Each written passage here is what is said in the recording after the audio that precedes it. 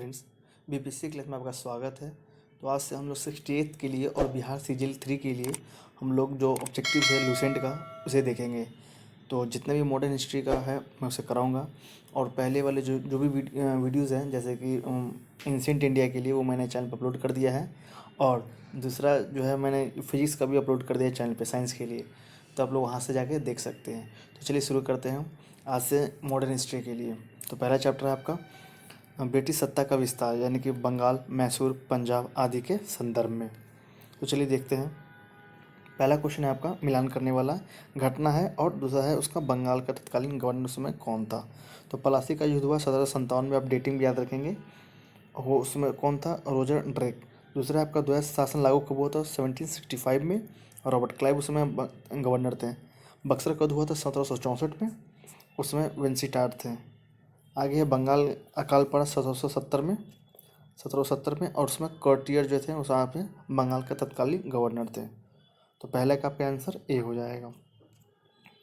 आगे है प्लासी की लड़ाई 1757 में अंग्रेजों सेना के नेतृत्व किसने किया था? तो यहाँ पे आपका आंसर ए रॉबर्ट क्लाइव ने। आगे है बक्सर के युद्ध 1764 में अंग्रेजी सेना का नेतृत्व करने वाला कौन था? तो यहाँ पे होगा हेक्टर मुनरो। आगे है बंगाल का द्वैत शासन कब से कब तक चला? तो 1765 से लेके 1722 तक। आगे है 5 नंबर वर्ष 1798 में लॉर्ड वेलेस्ली द्वारा प्रस्तावित सहायक संधि को स्वीकार करने वाला सबसे पहला भारतीय शासक कौन था? तो हैदराबाद का निज़ाम। भारत का प्रथम गवर्नर जनरल व वायसराय कौन था? तो लॉर्ड कैनिंग। आगे है 7 नंबर तीसरे आंग्ल मैसूर युद्ध को रोकने के लिए टीपू सुल्तान ने अंग्रेजों के साथ कौन सी संधि की थी? इसका आंसर है बी, यानी कि श्रीरंगपट्टनम की संधि। आगे है 8 नंबर राज्य 6 हड़प नीति जब्ती सिद्धांत यानी कि डॉक्ट्रिन ऑफ लैप्स किसके द्वारा लागू की गई थी? तो यहाँ पे आंसर आपका डी, डलहौजी। किस गुरु ने फारसी में जफरनामा लिखा था? तो गुरु गोविंद सिंह ने लिखा था। आपका 9 का हो जाएगा आपका सी। आगे है भारत में डाक व्यवस्था शुरू करने वाला ब्रिटिश गवर्नर जनरल कौन था? तो आंसर है आपका लॉर्ड डलहौजी। आगे है 11 नंबर किस सिख गुरु ने गुरु नानक की जीवनी लिखी थी? गुरु अर्जुन देव ने। आगे है सिखों के सैन्य संप्रदाय खालसा पंथ का प्रवर्तन किसने किया था? तो गोविंद सिंह ने। आगे है 13 नंबर 1757 में सिराजुद्दौला किसके द्वारा पराजित किया गया? तो क्लाइव के द्वारा। 14 है निम्नलिखित में से किसने लॉर्ड वेलेस्ली के साथ सहायक संधि पर हस्ताक्षर किए थे? तो 1, 2, 3 यानी कि हैदराबाद के निज़ाम, अवध के नवाब और मैसूर के राजा। आगे है निम्नलिखित में से सिख गुरुओं का सही कालक्रम बताइए। तो पहले है अमरदास, दूसरा है रामदास, तीसरा है अर्जुन देव और चौथा है तेग बहादुर, यानी कि गुरु तेग बहादुर। आगे 16 नंबर सुगौली की संधि 1816 में किसके बीच संपन्न हुई थी? तो ईस्ट इंडिया कंपनी और नेपाल के बीच। टीपू सुल्तान की मृत्यु 1799 में कहाँ हुई थी? तो श्रीरंगपट्टनम में। हड़प की नीति यानी कि डॉक्ट्रिन ऑफ लैप्स के अंतर्गत कौन से भारतीय राजा कब्जे में किए गए थे? तो बी, झांसी, नागपुर व सतारा के। आगे है 90 नंबर ठगी प्रथा के उन्मूलन के संबंध गवर्नर जनरल कौन थे? तो बेंटिक थे। आगे है वोडियार के शासक कौन थे? तो मैसूर रियासत। 21 है टीपू सुल्तान की राजधानी थी? तो श्रीरंगपट्टनम। 22 है क्लाइव को बंगाल का गवर्नर बनाया गया था? तो 1758 में। डेटिंग आप याद रखते चलेंगे 1758 ईस्वी में। आगे 23 भारत का प्रथम गवर्नर जनरल कौन था? तो विलियम बेंटिक। द्वैत शासन नीति को किसने समाप्त किया था? वारेन हेस्टिंग्स ने। 25 है अंग्रेजों का सर्वाधिक विरोध किसने किया था? तो मराठों ने। 26 है प्लासी का युद्ध 1757 में हुआ था, पहले ये याद रखें। आगे है क्वेश्चन प्लासी का युद्ध 1757 अत्यधिक ऐतिहासिक महत्व था क्योंकि बी आंसर है इसने बंगाल में ब्रिटिश वर्चस्व के लिए मार्ग प्रशस्त किया और उसके बाद संपूर्ण भारत पर ब्रिटिश नियंत्रण के लिए रास्ता खुल गया। आगे 27 ब्रिटिश सरकार भारतीयों को आधुनिक शिक्षा देना चाहती थी, इसमें उनका उद्देश्य क्या था? तो भारत में अपनी राजनीतिक सत्ता का नींव सुदृढ़ करने के लिए। 28 है प्रशासनिक अव्यवस्था यानी कुशासन के आधार पर डलहौजी जी ने किस राज्य को ब्रिटिश साम्राज्य में मिलाया था? अवध को मिलाया था। आदि ग्रंथ किसने संकलित किया? तो गुरु अर्जुन ने। भारत में आधुनिक शिक्षा प्रणाली की नींव किससे पड़ी? तो 1835 के मैकाले के मिनट से। 31 है, निम्नलिखित का सही कालक्रम क्या होगा? तो 1 2 4 3 यानी कि पहले आपका रॉबर्ट क्लाइव, उसके बाद आपका वेंसीटाट, उसके बाद आपका कर्टियर, उसके बाद है वॉरेन हेस्टिंग्स। 32 है, भारत में ईस्ट इंडिया कंपनी का सफलता का राजा था? तो आपको उपयुक्त तीनों हो जाएगा, यानी कि भारत में राष्ट्रीय भावना की कमी थी, कंपनी की सेना को पश्चिमी प्रेशर मिला था तथा उनके पास आधुनिक हथियार थे और भारतीय सैनिकों में राष्ट्रीय भावना का अभाव था। आगे 33, भारत में निम्न वायसरों में से किसके काल में इंडियन पिनल कोड यानी कि सिविल प्रोसीजर कोड और क्रिमिनल प्रोसीजर कोड पारित किए गए थे? तो लॉर्ड कैनिंग के समय में। आगे 34, निम्नलिखित में से ब्रिटिश सरकार का वह गवर्नर जनरल कौन था जिसने भारत में डाक टिकट शुरू किए थे? लॉर्ड डलहौजी ने। आगे 35, सती प्रथा का अंत करने तथा ठगी को समाप्त करने का श्रेय किसे जाता है? तो लॉर्ड विलियम बेंटिक को। आगे निम्नलिखित में से अवध को स्वायत्त राज्य का संस्थापक कौन था? तो सादत खां यानी कि बुरहान उल मुल्क। 37 है, निम्नलिखित में से किसने मीर कासिम तथा शुजा उद दौला के साथ मिलकर अंग्रेजी ईस्ट इंडिया पर युद्ध घोषित किया और वे बाद में बक्सर के युद्ध में अंग्रेजों से पराजित हुए? तो शाह आलम द्वितीय। आगे है, ईस्ट इंडिया कंपनी और बंगाल के नवाब के बीच प्लासी का युद्ध हुआ, उस समय मुगल सम्राट कौन थे? तो अजउद्दीन आलमगीर द्वितीय। 38 का आपका है बी। आगे 39, ईस्ट इंडिया कंपनी के नेतृत्व में रॉबर्ट क्लाइव का उत्तराधिकारी निम्नलिखित में से कौन था? तो हेस्टिंग्स थे। 40, नवाब सिराजुद्दौला एवं ईस्ट इंडिया कंपनी के बीच संघर्ष का प्रमुख कारण क्या था? तो इसका आंसर आपका बी यानी कि अंग्रेजों ने व्यापार छूट का दुरुपयोग किया था। 41 है, पलासी के युद्ध में केवल कुछ सरदारों ने सिराजुद्दौला का साथ दिया, वे सरदार निम्न में से कौन थे? तो 1 और 4 यानी कि मोहनलाल, आपका मीर मदान। 42 है, काल कोठरी यानी कि ब्लैक होल की घटना जिसमें 146 में से 123 लोग एक छोटी कोठरी में बंद कर दिए जाने के कारण मर गए थे, यह घटना कहाँ घटी थी? तो कोलकाता में। 43 है, प्लासी के युद्ध में भारत के लिए शाश्वत दुख की काली रात का आरंभ हुआ, यह किस बंगाल कवि का कथन है? तो नवीन चंद्र सेन। 43 का आपका हो जाएगा ए, नवीन चंद्र सेन। किस इतिहासकार ने 1765 से लेकर 1772 ईस्वी तक कंपनी के राज्य को द्वैध शासन के काल को डाकुओं का राज की संज्ञा दी? तो के.एन. पन्नीकर ने। 45 है, सुरक्षा प्रकोष्ठ नीति यानी कि रिंग फेंस पॉलिसी संबंधित है? तो वॉरेन हेस्टिंग्स है। 46 है, इलाहाबाद की संधि 1765 के बाद रॉबर्ट क्लाइव ने मुर्शिदाबाद का उपदीवान किसे बनाया था? तो मोहम्मद रज़ा खान। 47 है, निम्नलिखित में से किस भारतीय को रॉबर्ट क्लाइव ने बिहार का नायाब दीवान नियुक्त किया था? तो राजा शिताब राय। 48 है, रंजीत सिंह ने सुप्रसिद्ध कोहिनूर हीरा प्राप्त किया था? तो शाह शुजा से। 49 है, ब्रिटिश जनरल जिसने हैदर अली को पोर्टोनोवा के युद्ध में हराया? तो सर आयरकूट। 50 है, महाराजा रंजीत सिंह के उत्तराधिकारी कौन थे? तो खड़क सिंह। 51 है, निम्नांकित में से कौन सुमेलित नहीं है? तो डी आंसर आपका इसमें नहीं है, यानी कि लॉर्ड हेस्टिंग्स जो है दूधी आंग्ल मराठा जो सही नहीं है। आगे 52, किस सिख गुरु ने विद्रोही राजकुमार खुसरो की सहायता धन व आशीर्वाद से की थी? तो गुरु अर्जुन देव ने। 53 है, सबसे अधिक निर्णायक युद्ध जिसने अंग्रेजों के भारत के प्रभुत्व को स्थापित कर दिया था वो कौन था? तो बक्सर का युद्ध। 1 नवंबर 1858 को महारानी विक्टोरिया का घोषणा पत्र इलाहाबाद में पढ़कर सुनाया था? लॉर्ड कैनिंग ने। 55 है, रंजीत सिंह किस काल में किस मिसल से संबंधित थे? तो शुक्र चकिया से। आगे 56, तथाकथित कुशासन के आधार पर किस गवर्नर जनरल ने मैसूर राज्य को ले लिया था? तो लॉर्ड विलियम बेंटिक ने। 57 है, किसने अपनी राजधानी मुर्शिदाबाद से मुगल स्थानांतरण की थी? मीर कासिम ने। 58 है, किसकी समाधि के कारण नंदेड़ गुरुद्वारा सिखों का द्वारा पवित्र माना जाता है? तो गुरु गोविंद सिंह। गुरु गोविंद सिंह। आगे 59, बक्सर के युद्ध यानी कि 1774 के समय दिल्ली का शासक कौन था? तो शाह आलम द्वितीय। टीपू सुल्तान अंग्रेजों के साथ युद्ध में कब मारे गए थे? तो 1799 में। 61 है, किसके शासनकाल में ब्लैक होल दुर्घटना घटित हुई थी? तो सिराजुद्दौला।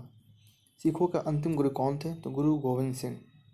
10 नंबर 10 नंबर 63 है, निम्नलिखित में से कौन सा युद्ध जिसने भारत में ब्रिटिश प्रभुत्व का प्रारंभ किया?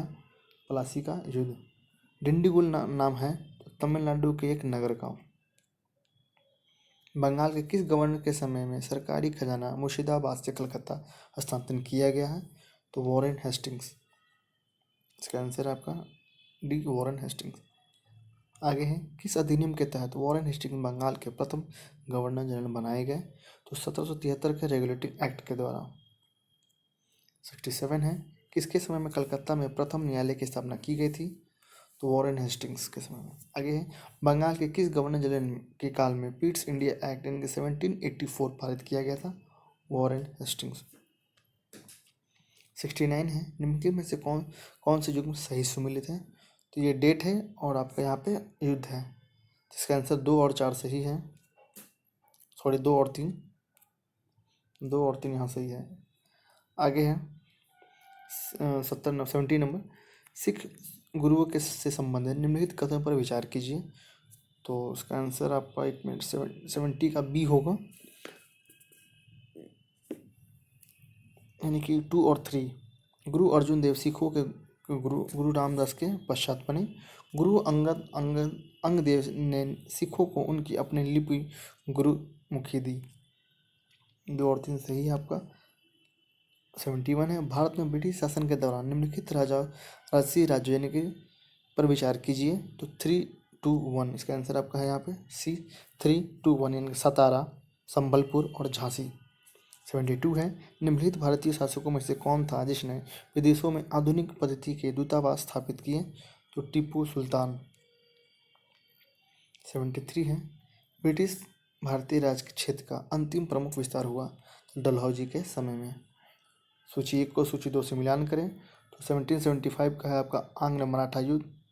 1780 है आपका द्वितीय आंग्ल मैसूर युद्ध। 1824 है प्रथम आंग्ल बर्मा युद्ध और 1838 है प्रथम आंग्ल अफगान युद्ध। 75 है, ठगों के दमन में निम्नलिखित में से कौन संबंध था? तो कर्नल स्लीमैन। Colonel Sleeman. आगे है 76, सूची 1 को सूची 2 से मिलान करना है तो इसका आंसर बहादुर शाह हो जाएगा शाह बेखबर, फर्रुखसिर हो जाएगा मुगल वंश का घृणित कायर, मोहम्मद शाह हो जाएगा रंगीला और बहादुर शाह द्वितीय हो जाएगा जफर। 77 है, 1707 में अंग्रेजों की मृत्यु के बाद मोहम्मद मुअज्जम किस नाम से मुगल राज सिंहासन पर बैठा? तो बहादुर शाह प्रथम के नाम से वो बैठा था। 78 है, बहादुर शाह प्रथम की मृत्यु के बाद जहादर शाह मुगल सिंहासन पर आसीन हुआ, वह किसकी सहायता से सम्राट बना था? तो जुल्फिकार खां के सहायता से। आगे 79, फर्रुखसियर किसके सहयोग से मुगल बादशाह बना था? तो सैयद बंधु। आगे है नृप निर्माता यानी कि किंग मेकर के रूप में किसे जाना जाता है? तो सैयद बंधु को। 81 है, सैयद बंधु ने मराठों के सहयोग से किस मुगल सम्राट को सत्ताच्युत कर हत्या कर दी? तो फर्रुखसिर हो जाएगा आपका 81 का बी। सैयद बंधु ने किस किस को बादशाह बनाने का काम किया? तो आपका आंसर यहाँ पे 82 का सी है, यानी कि 1 2 3 4 यानी कि सभी को। 83 है, सैयद बंधु का पतन किसके समय में हुआ? तो मोहम्मद शाह के समय में। 84 है, किस मुगल बादशाह का मूल नाम रोशन अख्तर था? तो मुहम्मद शाह रंगीला। 85 है, अवध, हैदराबाद, भरतपुर, रोहिलखंड, फर्रुखाबाद किस मुगल शासक के समय में स्वतंत्र हुए? तो मोहम्मद शाह रंगीला के समय में। 86 है, भारत पर आक्रमण करने वाले किस ईरानी शासक को ईरान का नेपोलियन कहा जाता है? नादिर शाह को। 87 है, मोहम्मद शाह अब्दाली के प्रथम आक्रमण के समय मुगल सम्राट कौन थे? तो मोहम्मद शाह रंगीला थे। 88 है, अहमद शाह अब्दाली ने भारत पर कुल 7 बार आक्रमण किए, जिनमें से सर्वाधिक 3 बार आक्रमण किस मुगल शासक के समय में हुआ था? तो 88 का हो जाएगा आंसर डी, यानी कि शाह आलम द्वितीय। शाह आलम द्वितीय। 89 है, किस मुगल शासक का वास्तविक नाम अली गौहर था? तो शाह आलम द्वितीय का ही नाम अली गौहर था। 90 है, कौन सा मुगल बादशाह विश्व में परिस्थितियों के कारण विशेषतः इनके मीर बख्शी नजीबुद्दौला के भय के कारण 12 वर्ष दिल्ली से दूर निर्वासित के रूप में जीवन बिताया और फिर मराठों की सहायता से दिल्ली की राजगद्दी पर पुनः स्थापित हुआ? तो शाह आलम द्वितीय। 91 है, कौन मुगल बादशाह का एक बड़ा शायर भी है जिसके द्वारा अपने आखिरी समय में कहा गया यह शेर विख्यात है? कितना है बदनसीब जफर के दफन के लिए 2 गज जमी भी ना मिली कुएं यार में। तो आंसर है आपका डी यहाँ पे बहादुर शाह द्वितीय है। 92 है, अंग्रेजों का पेंशनर बनाने वाला प्रथम मुगल बादशाह कौन है? तो शाह आलम द्वितीय। 93 है, सूची 1 को 2 से मिलान करें। यहाँ पे है राज्य और यहाँ पे आपका संस्थापक, राज्य और संस्थापक। तो बंगाल 1713 मुर्शीद कुली जफर खां, फर्रुखाबाद है आपका मोहम्मद खां बंगश, कर्नाटक है साउदउल्ला खां, अवध है आपका मीर मोहम्मद अमीन और बुरनहाल मुल्क। 94 है, सूची को 2 से मिलान करें। इसका आंसर ए है, यानी कि सारे सामने ही हैं। मैसूर का हैदर अली, भरतपुर का बदन सिंह, रोहिलखंड का अली मोहम्मद खां और हैदराबाद का मीर मकरुद्दीन। 95, किस राज्य के संस्थापक नवाब वजीर कहलाते थे? तो अवध के नवाब। आगे 96, किसने ग्रामीण जाटों को एक सैनिक शक्ति के रूप में संगठित किया?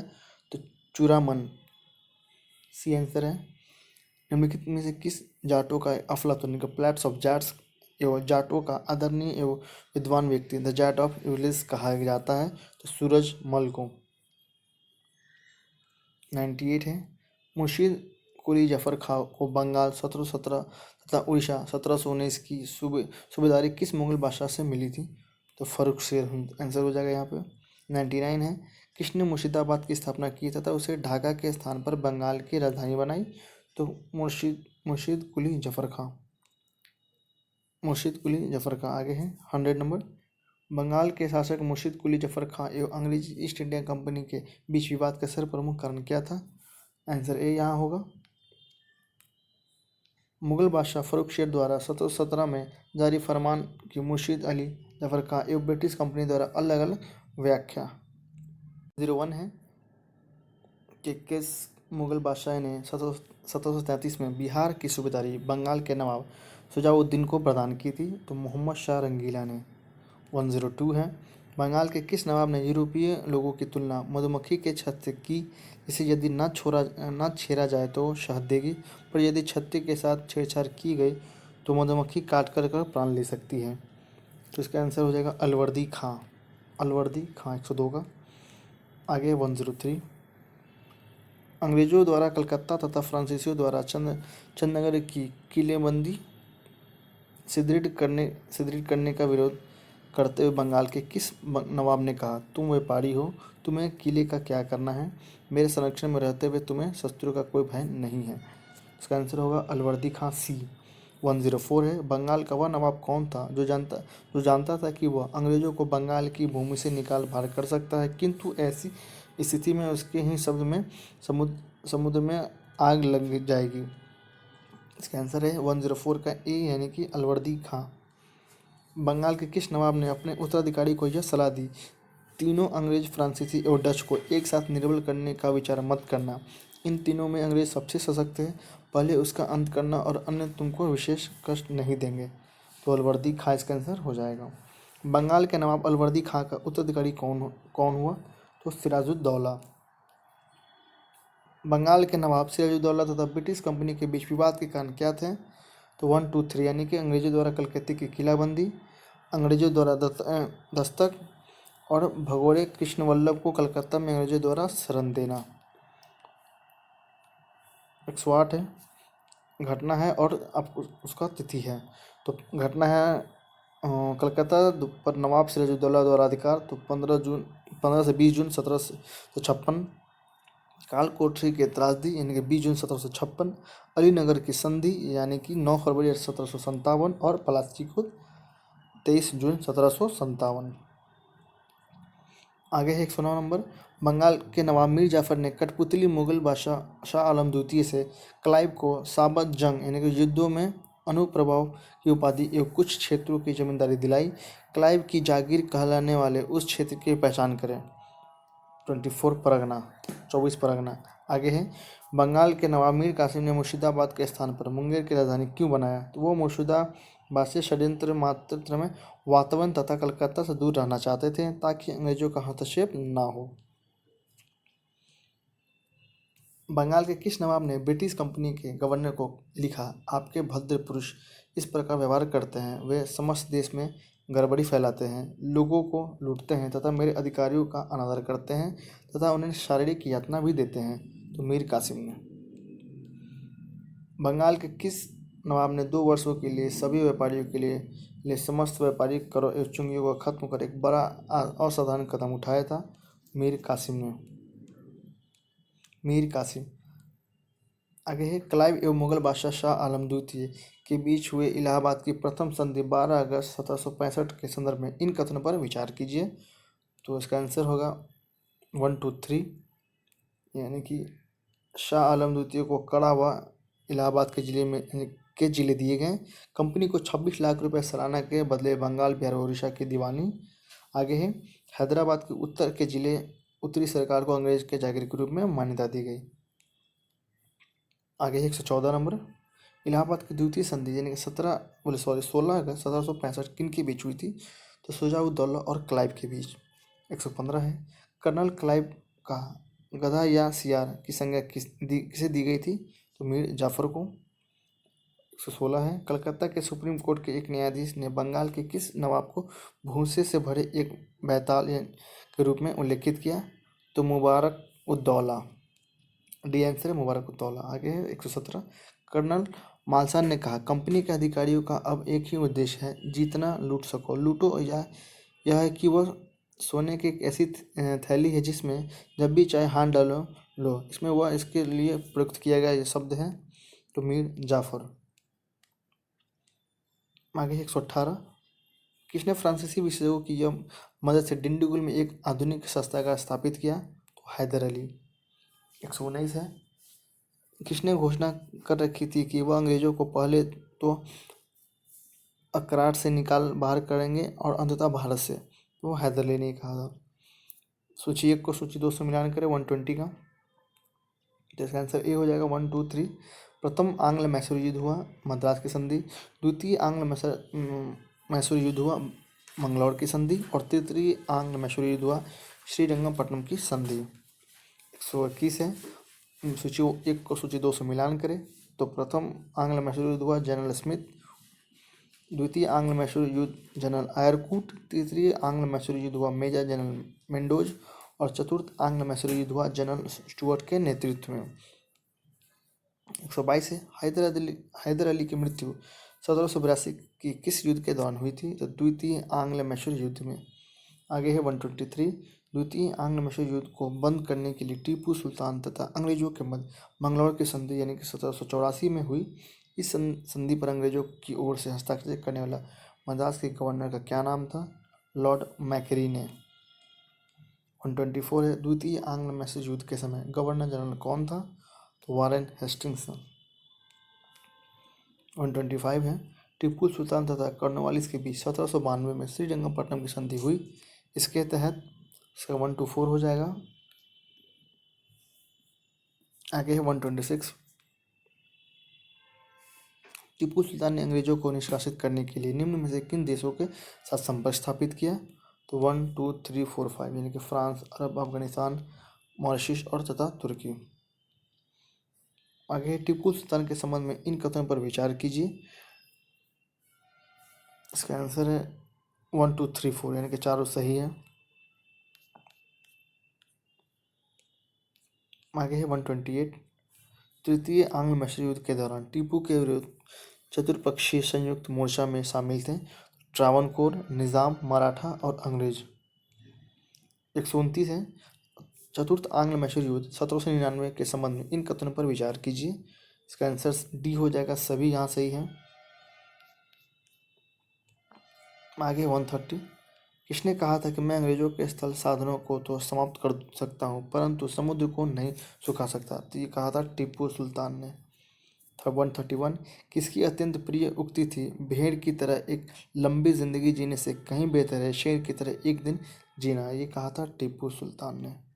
132 है, इसका आंसर होगा आपका सभी कुछ। 133 है, किस सिख गुरु ने प्रत्येक सिख से दशांश धार्मिक कर वसूल करना आरंभ किया एवं साधु वेश त्याग कर राजश्री वस्त्र पहनना आरंभ किया? तो अर्जुन देव ने। 134, निम्नलिखित में से किस पद्धति का प्रयोग वेलेस्ली ने अपने राजनीतिक उद्देश्य को प्राप्त करने के लिए नहीं किया था? तो धोखेबाजी। 135, निम्नलिखित कौन सा कथन सही है? तो इसमें सारे कथन सही हैं। आगे 136, किस गुरु ने कहा था कि सर दाद सिरे सर न दाद, मैंने सिर कटवा दिया लेकिन अपना सर रहस्य नहीं बताया? कहा था तेग बहादुर ने। 137, किस सिख गुरु को बाकला द बाबा यानी कि बाकला के बाबा कहा जाता है? तो तेग बहादुर को। 138 है, सिखों के 10वें एवं अंतिम गुरु गुरु गोविंद सिंह के संबंध में क्या सही है? तो चारों कथन यहाँ सही है। उन्होंने बचपन में 9 वर्ष पटना में बिताए। मकोल आनंदपुर में उन्हें गुरु निर्वाचित किया गया। उन्होंने 1799 में खालसा का आदेश यानी सिखों के लिए बनाए गए नियम जारी किए और उन्होंने पाहुल तथा जातीय बंधन तोड़ने हेतु एक ही कटोरे में सामूहिक अमृत पान व प्रसाद ग्रहण करने की प्रथा का आरंभ किया। 139 है, गुरु गोविंद सिंह की रचना है। इसका आंसर होगा 1 2 3 4 यानी कि दशम ग्रंथ, चंडी चरित्र, विचित्र नाटक और जफरनामा। 140 है, किसने मुखलिसपुर में लोहागढ़ नामक मजबूत किला बनवाया? तो बंदा बहादुर ने। बंदा बहादुर। 141 है, किस मुगल बादशाह के आदेश पर बंदा बहादुर की हत्या की गई? तो फर्रुखशेर के आदेश पे। 142 है, सैनिक संगठन खालसा दल की स्थापना किसने की? कपूर सिंह। 143 है, रणजीत सिंह ने अपने शासनकाल में अनेक विजय युद्ध लड़े। उनके द्वारा विजित स्थानों का कालक्रम है उनके एक स्थान सजाइए। तो हो जाएगा 1 2 3 4 लाइन से लाहौर, अमृतसर, कांगड़ा और कश्मीर। 144 है, रणजीत सिंह ने किस स्थान पर अधिकार करने के बाद महाराजा की उपाधि धारण की? आंसर है लाहौर। रणजीत सिंह को किस विजय अभियान के फलस्वरूप जमजमा नामक तोप की प्राप्ति हुई? तो अमृतसर विजय अभियान। 146 है, रणजीत सिंह ने किस मिस्र से लाहौर पंजाब की राजनीतिक राजधानी एवं अमृतसर पंजाब की धार्मिक राजधानी छीनी? तो भांगी से। 147 है, सूची 1 को सूची 2 से मिलान करें। तो इसका आंसर 1 2 3 है यानी कि सारे सही है। अमृतसर की संधि लॉर्ड विंटो, रूपर की संधि विलियम बेंटिक और त्रिपक्षीय संधि लॉर्ड ऑकलैंड व सासुजा। 150 है, पंजाब में सिख राज्य के संस्थापक थे? तो डी आंसर है रणजीत सिंह। 151 है, प्रथम आंग्ल सिख युद्ध एवं द्वितीय आंग्ल सिख युद्ध के समय पंजाब का राज्य का शासक कौन था? तो दिलीप सिंह थे। 152 है, सूची 1 को 2 से मिलान करें। तो पहला, दूसरा, तीसरा यानी कि लाहौर की संधि 1846, भैरवाल की संधि 1846 और पंजाब एवं अंग्रेज राज्य के विलय हुए थे 1849 में, यानी कि बी आंसर यहाँ पे सही है। 153 है, भारत के किस गवर्नर जनरल के समय में सिंध का विलय अंग्रेजी राज्य में किया गया था? तो लॉर्ड एलनबरो। ये आंसर यहाँ सही है। आगे 154, सिंध विजय का श्रेय किसे दिया जाता है? आंसर होगा सर चार्ल्स नेपियर को। 155 है, वेलेस्ली की सहायक संधि स्वीकार करने वाले राज्यों को कालक्रम अनुसार सजाइए। तो 1 2 3 4 5 यानी कि सारे क्लाइन से सही है, यानी कि पहला हो जाएगा हैदराबाद, दूसरा मैसूर, तीसरा तंजौर, चौथा अवध और पांचवा है पूना के पेशवा। 156 है, सहायक संधि के संबंध में किसने कहा, हमारी नीति और हमारे लक्ष्य ने भारतीय राज्यों को शून्य की स्थिति में पहुंचा दिया है? तो लॉर्ड वेलेस्ली ने ये कहा था। 157 है, सहायक संधि के संदर्भ में किसने कहा था, स्थानीय राजाओं का अस्तित्व उसी दिन समाप्त हो गया जिस दिन वे कंपनी द्वारा सुरक्षित बने या कंपनी उनकी सहायक बनी? तो कार्ल मार्क्स ने। 158 है, भारत में सहायक संधि का जन्मदाता था? तो डुप्ले हो जाएगा आंसर। 159 है, सहायक संधि को सुनिश्चित एवं व्यापक स्वरूप किसने प्रदान किया? लॉर्ड वेलेस्ली ने। 160 है, सूची 1 को 2 से मिलान करें तो पिंडारियों का दमन किया लॉर्ड हेस्टिंग्स ने। प्रथम आंग्ल बर्मा युद्ध हुआ लॉर्ड एम्सहर्स्ट ने। आगे है, ठगों का दमन किया विलियम बेंटिक ने और मैकाले की शिक्षा नीति का प्रस्ताव हुआ विलियम बेंटिक। 161 है, सूची 1 को 2 से मिलान करें, इसका आंसर है बी, यानी कि ए का 4 है, बी का 2 है और हाँ सी का 3 है और डी का आपका जो बच गया शेष यानी कि 4 1।